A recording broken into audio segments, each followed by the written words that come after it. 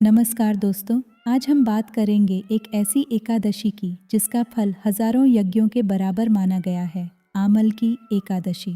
लेकिन क्या आप जानते हैं कि अनजाने में किया गया एक व्रत भी किसी का भाग्य बदल सकता है? आज की कहानी एक ऐसे ही शिकारी की है जिसने न पूजा की न मंत्र जपे, फिर भी उसे मोक्ष मिल गया। चलिए जानते हैं कैसे।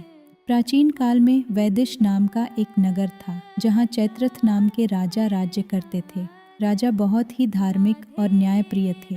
उनके राज्य में कोई भी गरीब या दुखी नहीं था। सबसे खास बात यह थी कि उस राज्य का हर नागरिक, चाहे वो छोटा हो या बड़ा, एकादशी का व्रत पूरी निष्ठा से करता था। एक बार फाल्गुन महीने की शुक्ल पक्ष की आमल की एकादशी आई। राजा और उनकी प्रजा नदी किनारे भगवान विष्णु के मंदिर पहुँचे। वहाँ एक आंवले का पेड़ था जिसे भगवान विष्णु का प्रतीक मानकर सजाया गया और सबने रात भर जागकर भजन कीर्तन करने का संकल्प लिया। उसी समय वहाँ एक भूखा और प्यासा शिकारी आया। वह बहुत पापी था और जानवरों का शिकार करके अपना पेट भरता था। वह मंदिर के कोने में छिपकर बैठ गया और देखने लगा कि ये सब लोग क्या कर रहे हैं। उसने देखा कि कैसे सब लोग आंवले के पेड़ की पूजा कर रहे हैं और भगवान के मधुर भजन गा रहे हैं। उसने सोचा, आज रात यहीं रुक जाता हूँ, शायद कुछ खाने को मिल जाए। लेकिन उस पूरी रात उसने अनजाने में न कुछ खाया और न ही सोया। वह बस चुपचाप बैठा रहा और पूरी रात भगवान के नाम और कथाओं को सुनता रहा। कुछ समय बाद उस शिकारी की मृत्यु हो गई,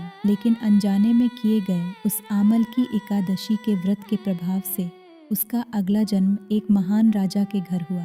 उसका नाम पड़ा राजा वसुरथ। एक बार राजा वसुरथ जंगल में रास्ता भटक गए और डाकुओं के एक गिरोह ने उन्हें घेर लिया।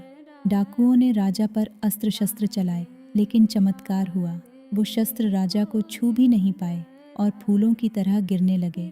तभी राजा के शरीर से एक दिव्य देवी प्रकट हुई और उन्होंने देखते ही देखते सभी दुष्टों का संहार कर दिया।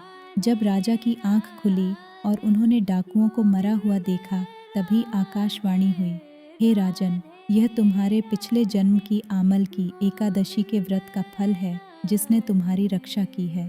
तो दोस्तों, अगर अनजाने में किया गया व्रत इतना फलदायी हो सकता है, तो श्रद्धा से किया गया व्रत हमारे जीवन में कितनी खुशियाँ ला सकता है। इस एकादशी पर आप भी आंवले के पेड़ की पूजा करें और भगवान विष्णु का आशीर्वाद लें। जय श्री हरि, जय श्री राम।